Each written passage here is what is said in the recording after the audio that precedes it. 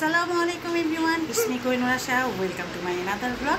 আজকে আমার ছোট বোনের মেয়ে নিখাত, ওর বার্থডে, কিন্তু আমরা ওকে কিছু জানাই নেই।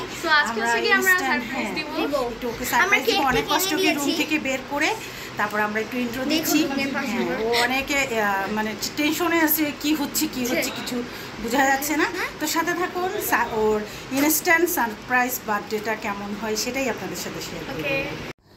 জেসিনামণি আর আমার হাজব্যান্ডকে দায়িত্ব দেওয়া হয়েছিল কেক নিয়ে আসার আর ছোটোখাটো করে সাজানোর জন্য ডেকোরেশনের জিনিসগুলো কিনে আনার। তো ওরা মামা ভাগ্নে দুজন বের হয়ে গেল, আর জেসিনা আমার জন্য ছোট ছোট করে ভিডিও করে আনলো এবং ভয়েস দিয়ে সুন্দর করে যেন আমার ব্লগটা সুন্দর হয়। অনেক লক্ষ্মী বাচ্চাটা, মাশাআল্লাহ, সবাই ওর জন্য দোয়া করবেন।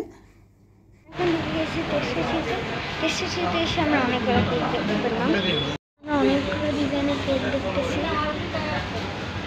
আমরা নিলাম এই কেকটা গাইস, আর নিলাম এই যে স্প্রিং ক্রিমটা। তো গাইস আপনাদের কাছে এই কেকটা কেমন লাগলো? তো গাইস আমরা এখন বাসায় যাচ্ছি,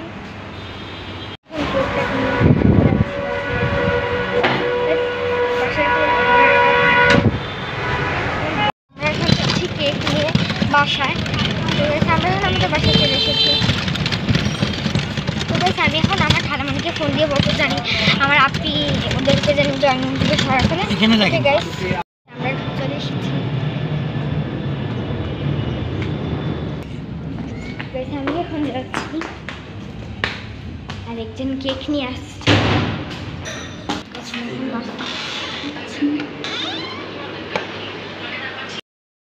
আমার মেজো বোন বিকালে অনেক রকম নাস্তার আয়োজন করেছিল, তা আমি ফ্রুটসগুলো কেটে দিচ্ছিলাম, আর বাচ্চা পার্টির জন্য কেটে আসলে রাখা যাচ্ছিল না।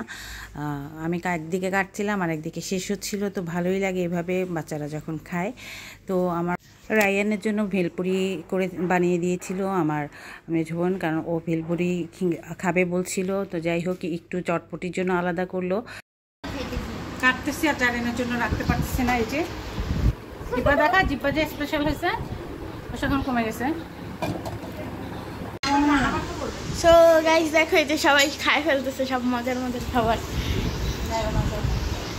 আমের আটি খাইতেছে, বেলপুরি খাইতেছে, সব খালি হয়ে গেছে।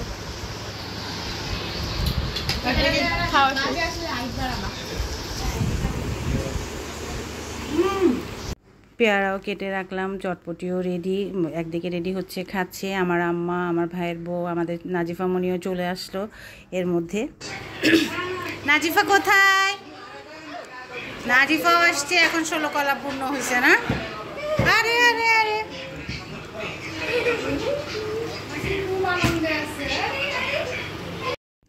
আম্মা আসার পর আমরা সবাই মিলে একসাথে নাস্তা করলাম। নাজিফা খুব খেলায় ব্যস্ত ছিল জেসিনার সাথে, খুব মজা পাচ্ছিল। আর এদিকে নিখাতকে সারপ্রাইজ দিব, তাই ওর কাছ থেকে সব লুকানোটা অনেক টাফ হয়ে যাচ্ছিল।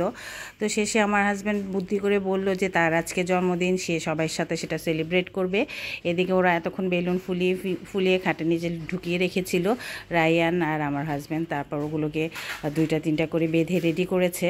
যাই হোক, তারপর নিখাতকে বলা হলো যে এখন মামার বার্থডে হবে আজকে, সবাই মিলে সাজাবে। এই তো নারিকেল পিঠা, তারপর চিকেন, হাফ মুন পাই, এগুলো সব আমার বোনের নিজের করা। সে খুব মজা করে নাস্তা বানাতে পারে আমার মেজো বোন, মাশাআল্লাহ। তো আমরা সবাই আগে খাওয়ার পর্বটা শেষ করলাম, নাস্তার পর্ব শেষ করে তারপরে জেসিনা, জারিন, সবাই সহ, নিখাত সহ ওরা সাজাতে লেগে গেল, কারণ তখন ওরা জানতো যে আজকে আমার হাজব্যান্ডের জন্মদিন হবে। নিখাতকে বলা হয়েছিল। যাই হোক, তো ও সবার সাথে হেল্প করলো সাজানোতে। ছোটোখাটো করে খুব সিম্পলভাবে একটু সাজানো হলো, কারণ যেহেতু সারপ্রাইজ দিব ওকে, একটু মজা করা। আমরা তারপরের দিনই সবাই চলে যাব বোনের বাসা থেকে, আমার ছোটো বোনও চলে যাবে ওর বাসায়। এই তো মোটামুটি ওদের সাজানো ডান।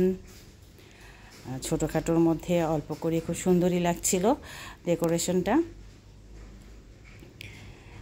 আমরা সবাই খুব ব্যস্ত ছিলাম। আর এই যে আমাদের টুনটুনি পাখি একবার বিস্কিট, একবার এটা সেটা, কিন্তু কিছুই খাবে না, সব কিছু হাতে নেবে।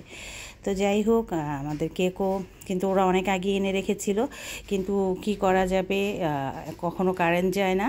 কিন্তু সেদিন কারেন্ট যেয়ে বসে থাকলো এই টাইমে। তো আইপিএসের আলোতে আর কতটুকু কাজ করা যায়। আমার মেজো বোন সে বিফ তেয়ারিটা করেছিল, খিচুড়ি করেছিল, আমার ভাইও আসলো। তো সবাই মিলে বললো আগে খাওয়াটা শেষ করে ফেলি। কারেন্ট চলে যাওয়াতে আমাদের সব কিছু পিছিয়ে গেল, আর এই শুভর জন্য ওয়েট করতে করতে আমাদের আরও সব শেষ হইল। কারেন্টটা এরকম কখনো হয়নি আমি আসার পর থেকে, আজকে পুরো কারেন্ট নেই, আমরা সব সেজেগুজে ভর্তি হয়ে যাচ্ছি, খাওয়া দাওয়া ছাড়তেছে। অবশেষে ইলেকট্রিসিটি আসার পর নিখাতকে ওর কেকটা দেখিয়ে বলা হলো যে আজকে সব আয়োজন তোমার জন্য। ও তো অনেক খুশি। তো সবাই মিলে কেক কাটার আগে ফটোশ্যুটের কাজটা শেষ করে ফেললো, কারণ আমাদের নাজিফা মনির মুড কখন অফ হয়ে যায় বলা যায় না।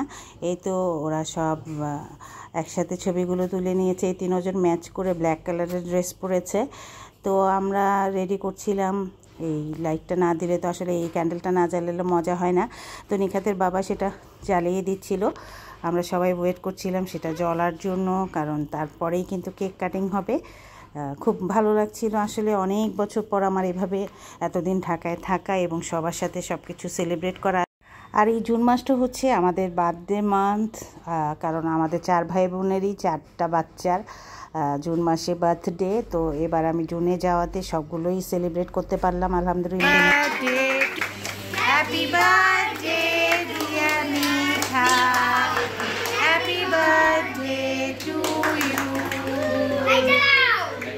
আমরা যে ক্যান্ডেলটা জ্বালিয়েছিলাম আসলে সবার বার্থডেতেই কিন্তু এই ক্যান্ডেলটা জ্বালানো হয়, বাট সেদিনের ক্যান্ডেলটার মধ্যে এত একটা বিষাক্ত গ্যাস ছিল, যখন এটা নিভে গেল সারা ঘর একদম ঘোলা ঘোলা হয়ে গিয়েছিল ধোঁয়ায়। তো সবাই একটু সাবধান থাকবেন এই ব্যাপারটায়, কারণ আমরা সবাই খুব ভয় পেয়ে গিয়েছিলাম, দরজা সব খুলে দিয়েছিলাম যেন গ্যাসটা বের হয়ে যায়। বাচ্চারাও খুব কাশি আসছিল, ওদের আনইজি ফিল করছিল। তো এইসব ব্যাপারটা আসলে আমাদের একটু খেয়াল রাখতে হবে, কেন এরকম গ্যাস ওইটা থেকে বের হয়েছে সেটা আসলে আমি জানি না, বাট কখনো এরকম হয়নি। এই ফার্স্ট টাইম দেখলাম এরকম পুরো ঘরটা ধোঁয়ায় ভরে গিয়েছিল।